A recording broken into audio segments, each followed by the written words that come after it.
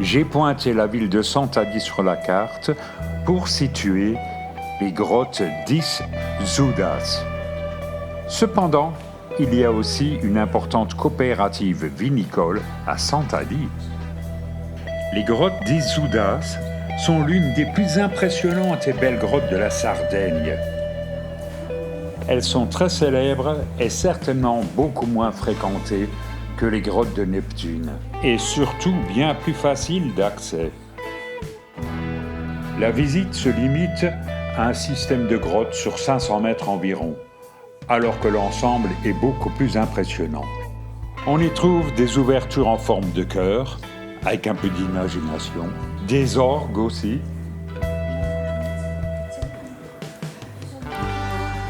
mais comme dans la plupart des grottes, il y a les stalactites qui tombent et les stalagmites qui montent.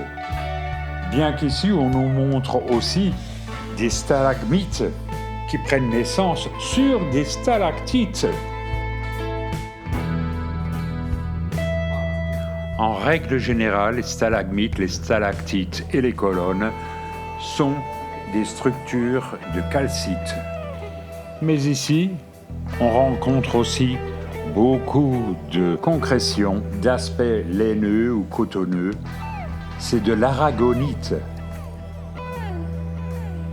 Avec un peu d'imagination, on voit une bouche de requin. Voici un stalagmite qui prend naissance sur un stalactite. On rencontre aussi Goofy, enfin son ombre, Dingo pour les francophones. On passe devant les fleurs d'aragonite dont je vous ai parlé.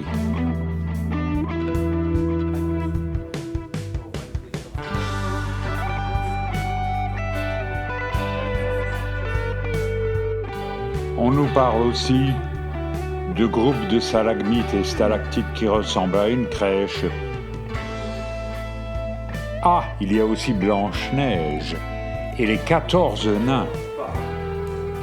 Et toute une kyrielle de structures en forme d'orgue.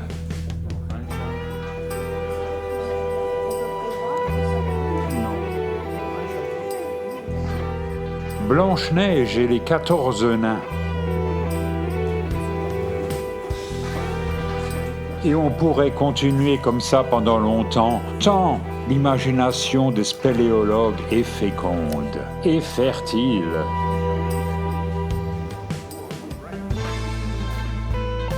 Ici, l'aragonite prend l'aspect de jolies fleurs blanches.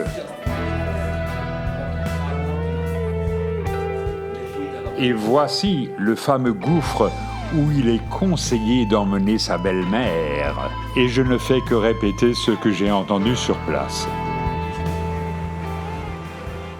Le hasard des routes sardes nous mène à Pula, et plus exactement au site archéologique de Nora.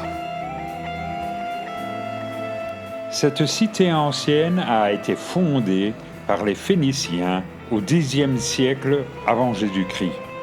Le site passe sous le contrôle des Carthaginois, puis des Romains, après 238 avant Jésus-Christ. Bien sûr, l'endroit est protégé par une tour. On verra qu'une importante colonie de goélands nidifie à cet endroit.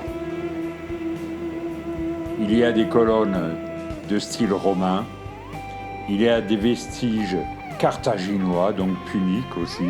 Nora possédait aussi 2 ports protégés de part et d'autre de la péninsule occupée par le site.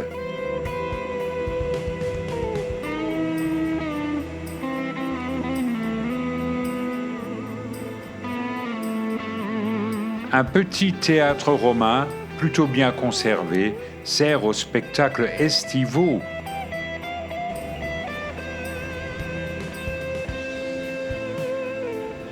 Et l'entrée se faisait par 2 vomitoriums, de part et d'autre de la Seine.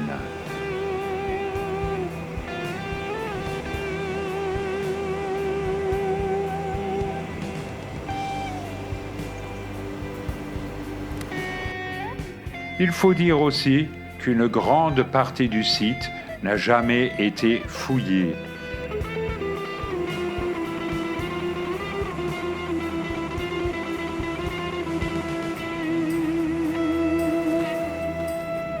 Et comme je l'ai déjà souligné, cette cité vénérable sert de colonie de vacances aux goélands, de pouponnière aussi.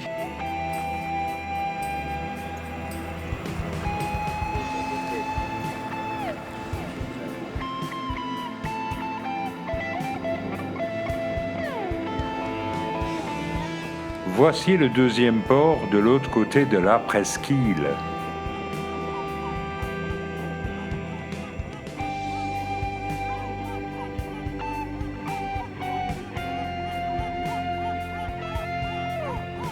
Un juvénile perché sur le dos d'un adulte a une curieuse manière de demander la béquille.